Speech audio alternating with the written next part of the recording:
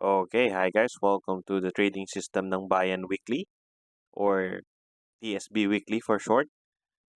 This is for the week ending January 19, 2024. So basically, same lang naman tayo. We'll discuss the market in general and some individual stocks. No?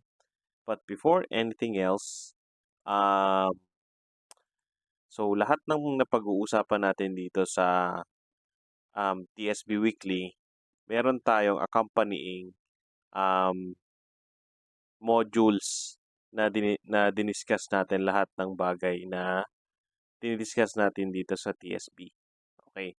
So, para same page tayo, dito tayo sa Trading System ng Bayan, complete free course na playlist. Nandito lahat ng modules. So, if you have questions about the setups, criteria, etc., entry as exits, tapos yung other parts ng trading system like deployment, stock picking, and risk management, nandito lahat yon. Okay, so yun, ano? Para pare-pareho tayo ng um, intindi at pinag-uusapan. So, we go to the market in general. Check muna natin yung ano ba nangyari last week. So, if we look at si S&P 500, check muna natin ano. So, si S&P 500, mas ano siya, no? Kaka Kaka-high breakout niya lang dito. So, sana mag-spill over tong for the next week kay PSEI. Okay? So, siya dito, mini retrace siya and at the same time high breakout. Tapos kung titignan natin si PSEI, nagko-correct si PSEI pero not to the extent na classic retrace. Parang mini retrace pa lang yan as long as yung MA8 niya is above MA20. Okay. So basically, nagre-retrace lang naman yung market natin, no? But for deployment purposes, no, naalala nyo dun sa tra- trading system ng Bayan module natin sa deployment, no? So sabi natin, ginagamit natin si PSEI as a market sentiment indicator, meaning kung anong stance natin sa market, be it aggressive, conservative, or moderate, no? Tapos dun naka-hinge yung ating value at risk or kung magkano yung sinusugal natin per trade, no? So, from an aggressive position, meaning yung PSEI is above MA20 for at least 3 days, and then MA20 is above MA50, nung nandito siya, no, it's above 20 and 50 na MA, aggressive ka pa dyan. But now that it's below MA20, mag-i-scale down ka ngayon ng iyong sentiment from an aggressive to a moderate. Meaning kung let's say 3% dati ang value at risk mo, babawasan mo siya. Gagawin mo for example 2%.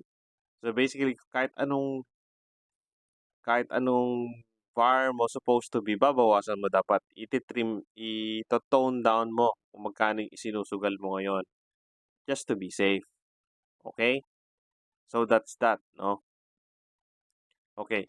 Ngayon, as to bias, no, ng market natin, ng bias pa rin natin dito, pwede tayong mag-base sa multi-time frame na candlesticks. So for January, ang important na level sa atin, no, in terms of PSEI, itong level na to, 64550, which is yung closing ng last year. So as it is, yung candlestick mo on a higher time frame resembles a bullish continuation candlestick. This one.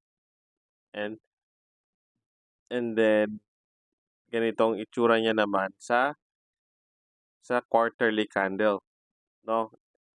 Ganito.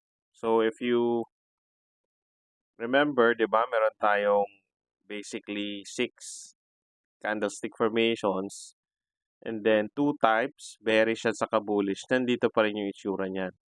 So, meaning, as far as January is concerned, no, meron pang ano yung market natin sa PSCI, meron pa siyang kumbaga ibubuga. Kasi hindi pa naman siya nag-bullish, nag-bearish formation. Ibang usapan yun pag nag-transition tayo to February. Okay? Pag nag-transition tayo to February, ang magiging important level na dyan is yung closing ng January. Okay? So, dapat yung February mas close above the closing of January. Regardless kung ano na dito. Kasi pagka nag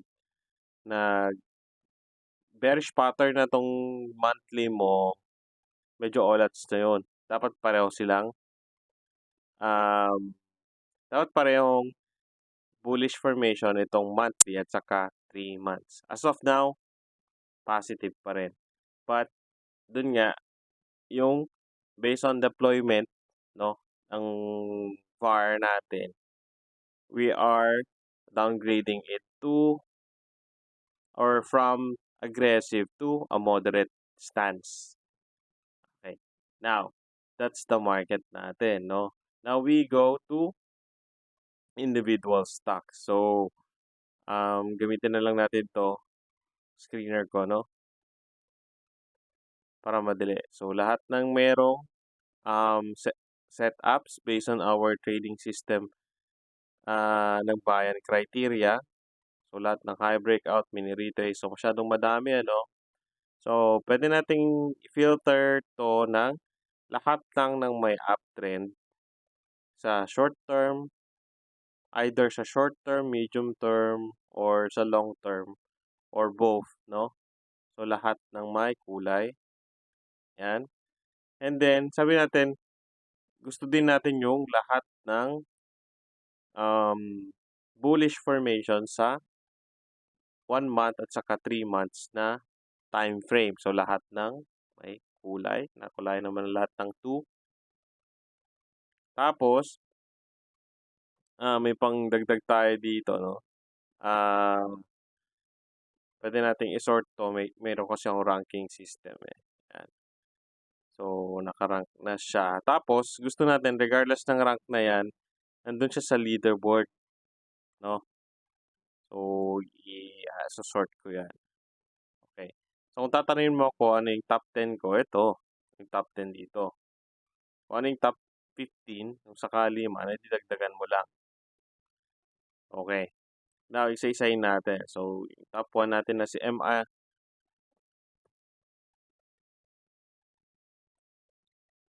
So, ito, dito siya nag-high breakout. So, ganyan. So, hintayin mo na lang to na gumawa ng ano ulit, ng high kasi hindi siya gumagawa ng swing high, eh. Kailangan mag-swing high yan para meron kang kumbaga buwelo na pagpupulutan sa kanya. Okay? So, wala pa to, no? Although nakalarga na kasi to, ang ibig ko lang sabihin. So, huwag mo munang habulin, no? Pero, pwede mo gawing tong nasa watchlist kapag mini retrace yan or another high breakout. Si ARA, ganun din si ARA, pero kung mapapansin mo si ARA, meron siyang ano, okay. ARA, ganun din, hintay mo gumawa siya ng swing high. STI, itong si STI ngayon lang lumabas ulit. So, si STI, coming from classic retrace, nag-high breakout. So, ganun ulit. Hintayin mo lang siya na magbigay ng trigger, no? Alin man sa mga setups natin dito. JFC, ano dito, no?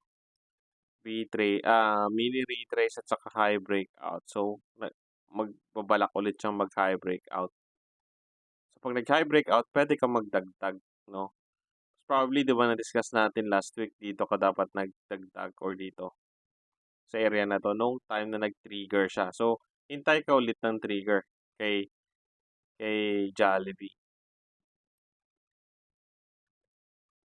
Sirtec, ito kay Sirtec meron kang ano lang, trigger lang, no, na mini retrace. So what you will do with Sirtec is measure mo na anil yung last na 2 to 3 na resistances. Ito, resistance yan. Based dito sa time niya, no?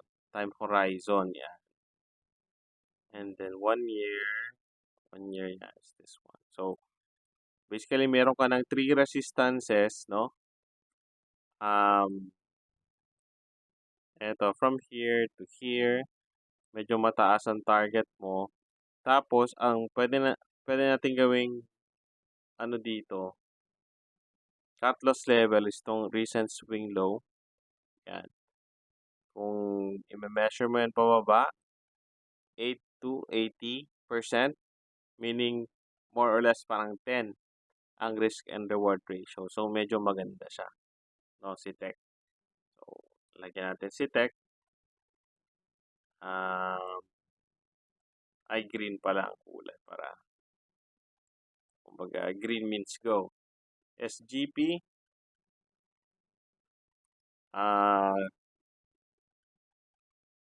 so based dun sa na-measure mong box, no, nag-bounce siya doon. Pero as it is now, maghihintay ka na lang na kanyang high breakout. Dito kasi hindi naman siya nag-mini retrace. So kaya mag-mini retrace siya. No. AGI medyo maganda si AGI for me, no, sa tingin lang. Kasi ito nagko-contraction siya dito eh. So nakagawa na siya ng swing high dito. So hintayin mo na lang siyang mag-breakout. Kung mag-breakout, ganun ulit, no? Measure mo yung kanyang recent na, no, resistances para maka-plot ka ng risk and reward. So, 3. So, pwede siyang mag-all-time high kung sakali. Ay, hindi pala siya all-time high. 10 years, 5 years.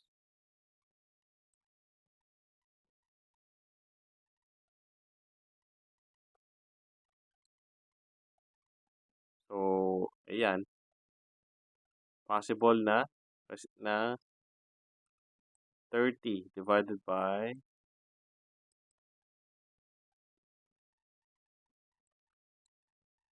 so 40% divided by ano ba to? 3. 3%? O mga 10 din ang ano nitong si AGI. Ang kanyang risk and reward kung sakali, no? Pero ang pinakamalapit is this one. 20 pwede na din, no? 20 divided by 7. 7 na risk and reward ratio. Okay? So, pwede natin si AGI. Ano mo na, kahit wala pang trigger, hintay mo na lang na mag-breakout. Okay? RCR. Nakailan ba tayo? So, sige, tapusin na lang natin hanggang dito sa mga leader, no? Hanggang kay ABS. Yan. Si RCR, well, pwede na to, no? Na high breakout kasi ano naman yan. Ay, hindi pala. Wait lang. Hindi ko masyado makita. So, ito pala, hindi pa siya nag-create ng, hindi to swing high. Kasi tingnan mo, yung swing high dapat next 2 candles, hindi niya na-take out yung high na to. Ito pala yung second candle eh, to the right. So, ito, mag-create muna yan ng swing high dapat. PLC. So, si PLC, kung gusto mo to, parang ayoko kasing itsura ng candlesticks niya. Parang, liquid. Pero pwede siya mag-start ng ng volume. Although nakaano na siya, mini retrace, no? Ganun ulit, no? Titingnan mo lang. Gusto mo ba yung kanyang resistance? 3 years na resistance. Nandun pala siya. 5. Mataas din Saka 5. Pag nag-breakout siya dito. Nag-breakout siya dito, ito yung next mo, no? Na resistance. Na pwedeng target. Yan. Ganun ba yun?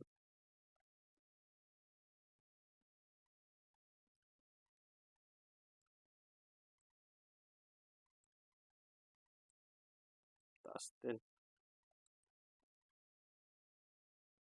Ayun. Medyo unease lang ako dun sa itsura ng candles. Makikita mo naman NPF. Magke-create pa rin siya ng ito. Pag nag-breakout siya dito, so pwede ka magdagdag, no? Basta ang importante, dapat nakabala ka na dito sa kanyang classic retrace. 'Di ba yung tinuro natin sa scaling up, no? Na mag-start ka dito 1/3 and then 1/3 and then another 1/3 kapag mag-a-add ka sa high breakout. So kumbaga, ito yung tinatawag nilang mag-create ka ng base mo. So ang mga bases mo is yung mini retrace, saka trend shift, tapos magdadagdag ka na lang sa subsequent na setups, ay na triggers. Okay?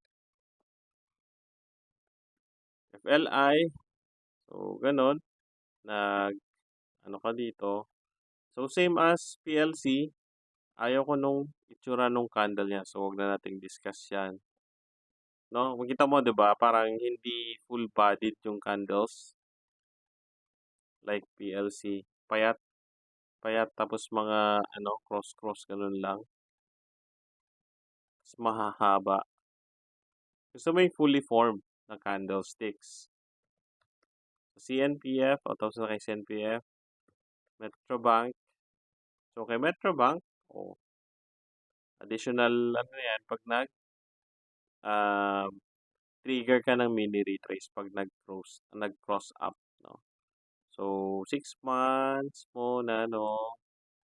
That's your resistance 1, resistance 2, resistance 3. So, ganyan lang ang 12:3. 3,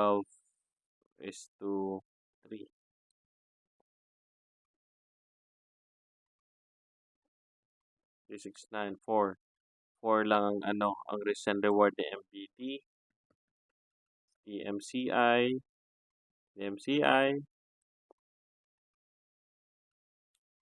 from trend shift, mini retrace, tapos high breakout ulit yan.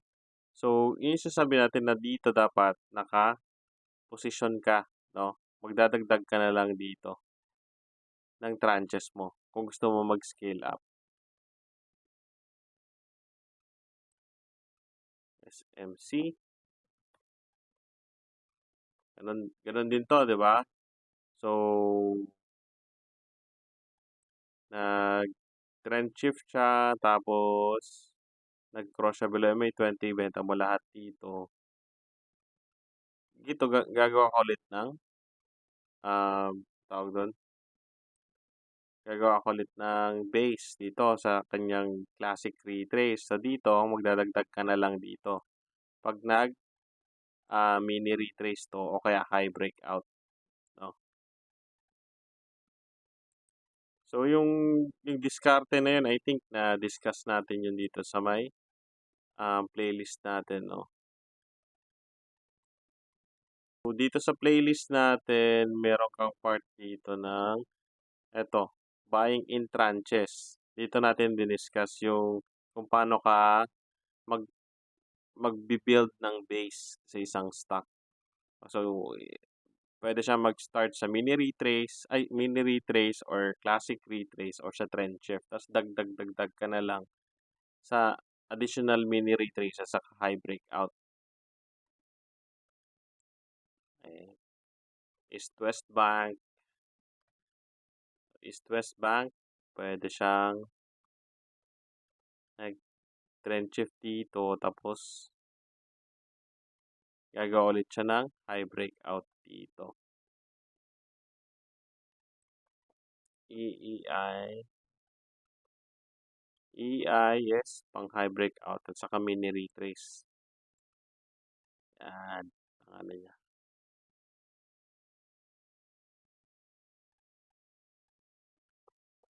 ABS.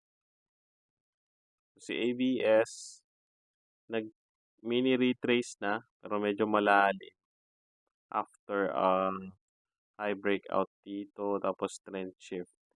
So, ang ano dito ay, kapag hawak mo to, no, dapat benta ka dito, no?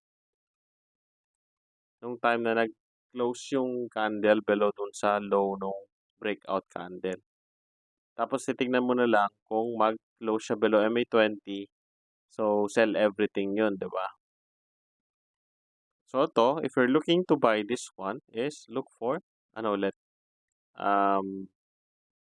tawag dito, mini retrace. Ayun.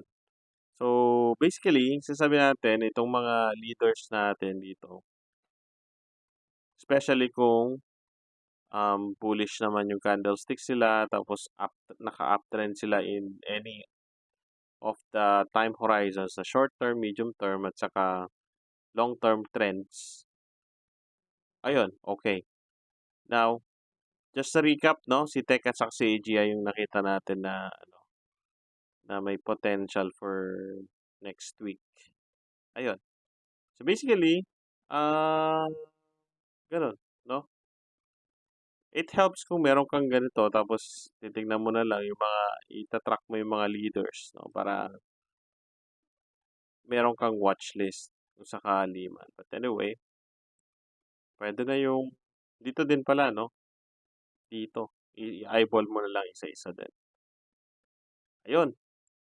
So, that's, I think that's good na for this session, no? Ayun. So, continue to, follow us in our Facebook account, Facebook pages, and YouTube accounts, no? And yung sa, ano natin sa Investa. Ayun. So, this has been Mr. B signing off. Bye.